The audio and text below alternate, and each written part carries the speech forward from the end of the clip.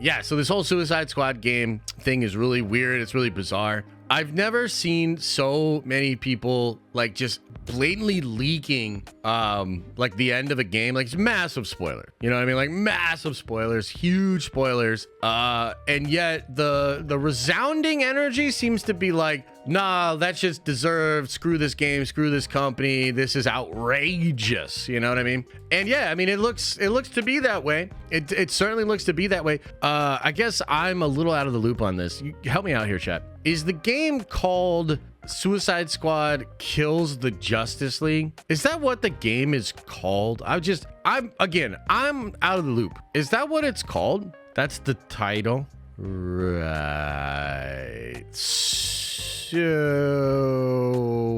what's happening right now? I mean, look, is it disrespectful? For sure. Is it a messed up thing to do to a character that people beloved? Absolutely. Is it such a outrageous thing on social media that like people at DC had to come out and basically say, whoa, that's not actually Conroy's last performance. His last performance is going to be this other thing. Don't panic, like this shit.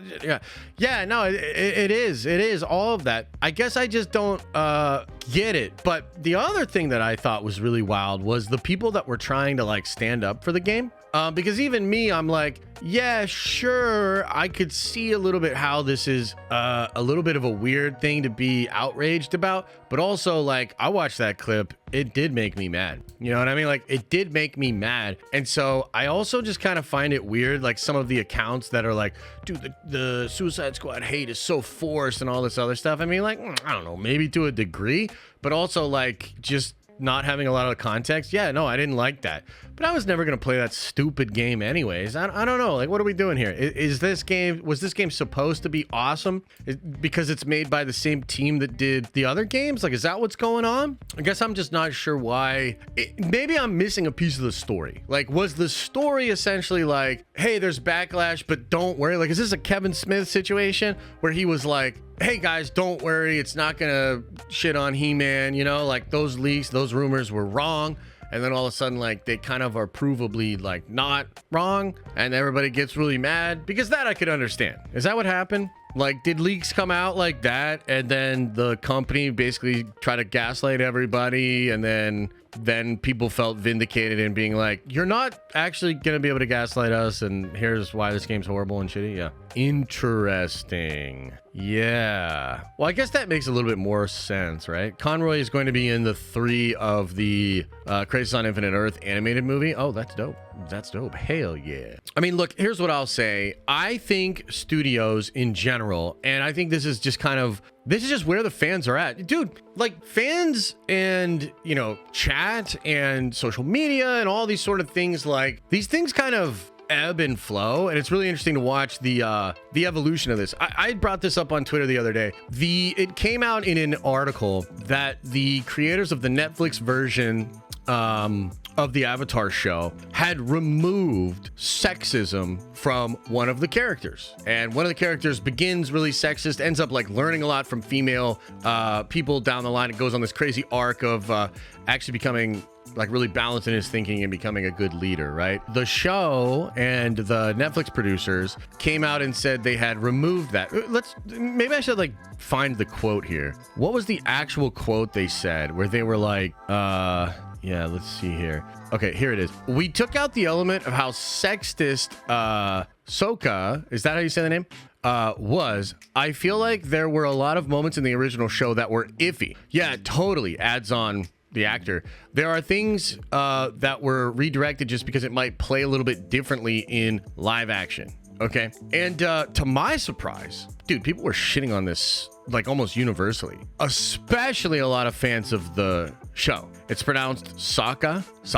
Okay, gotcha. So now this is refreshing, not because like sexism equal cool, but because character who begins sexist equals potential character development, right? So the whole idea here is that a lot of people were bringing up that this optics seal clapping weird idea that we're gonna help the issue or bring justice to the world via taking this thing that equal bad out of the show was pretty universally rejected by a lot of different people. And that's awesome, because I don't even think, like, even a couple of years ago, I don't think that would have happened. People were so afraid, and a lot of people still are, to say the wrong thing or to say something that will put them in a bad bucket that other people will denigrate or call them an ist or a phobe and you know, stuff like that. So it's like interesting and refreshing that this idea is like really, really rejected. I tend to believe that a lot of this is like really reductive, elitist Hollywood thinking. It's really like it comes from the mind of people that are not thinkers. You know what I mean? And so they just want to, they think this is good thing, therefore it is good thing, and then, you know, they kind of propagate it through media. And the whole point here is like, that shit wouldn't have happened years ago. It's interesting to watch how the fan bases have turned against that. In a similar vein, this whole thing with Gotham and the whole thing of subverting expectations. I do think there was a time when subverting fan expectations was a little bit like either more acceptable or at least not rejected the same way that it is now.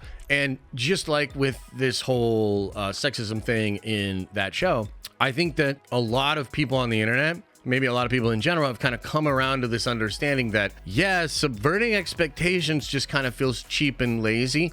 And it's actually not what I want as a fan. And maybe that's just like a natural flow. You do something for a while, audiences fatigue of it and maybe want something else. So I think a lot of stuff has been subverting expectations and playing with that theme for years and years and years. And I think fans are just over it. I would suggest that they are. And so the reaction to this Batman movie, while maybe a little bit theatrical and maybe a little bit overblown, because again, it is called Kills the Justice League or whatever. Hey, that's still a data point, and that is still the audience speaking. So, you know, it's probably less about the success of this individual game here, because this game is probably not going to be successful. I don't know, maybe it will be. I don't get the feeling that it will be. I see a lot of people shitting on it, but maybe a word of caution, perhaps just one more signal to the people that control these IPs and these stories that, yeah, audiences are not, they're not really into that anymore. And they kind of want to return to the more traditional elements. They want the aspects of the thing that they first fell in love with to be represented in the new version of it. Yeah. So that's kind of the take on that. I also wonder, guys, does this make us feel like maybe we now understand why the original creators left the show? You know, and I don't know what kind of a deal or what happened exactly. Like, do those people even have the ability to speak honestly about why they did walk away from the show? But for me personally, it's beginning to feel a little like, oh, I might understand a little bit more now why those original creators walked away. Calvin says no, because Brian and Mike wanted more changes. Okay, is that like pretty well documented? Did they do like some interviews on that? Because I don't know. You know what I mean? I'm just speculating. I do not know. All our favorite IP keep getting obliterated. Yeah, I think that, like I said, it's a cyclical thing. It's just that we're in this cycle right now of old thinking running into new expectations.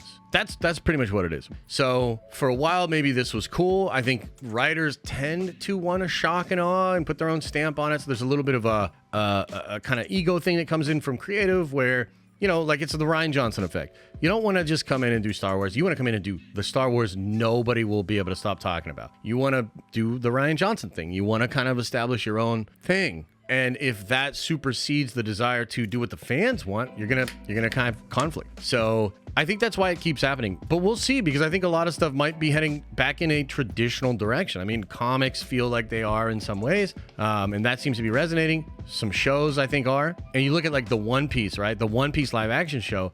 You have Oda there consulting and being heavily involved, and people feel it represents the spirit of the anime like really well. So yeah, it's probably just a cyclical thing. But I will say, like, obviously we're in that stage. Like, you can't just deny that that's happening. Of course that's happening. And dude, they need to figure that out, because they are the people, like these studios and the companies, they are the ones that control this IP that is valuable to people. So it's sort of incumbent on them to read the fucking room, you know, and realize that, yeah, this shit is not going well. But that's what I mean, right? To take it all the way back to this is like, dude, it's great that everybody was like, oh no, that's ridiculous. That you're not going to get any love from me for doing that. So this thing you thought you were going to do that was going to get all this praise is getting a bunch of hate. And that's great. Like, that's fantastic. That's how we move forward. You know what I mean? So, yeah, that's the take. I guess that was a little long-winded.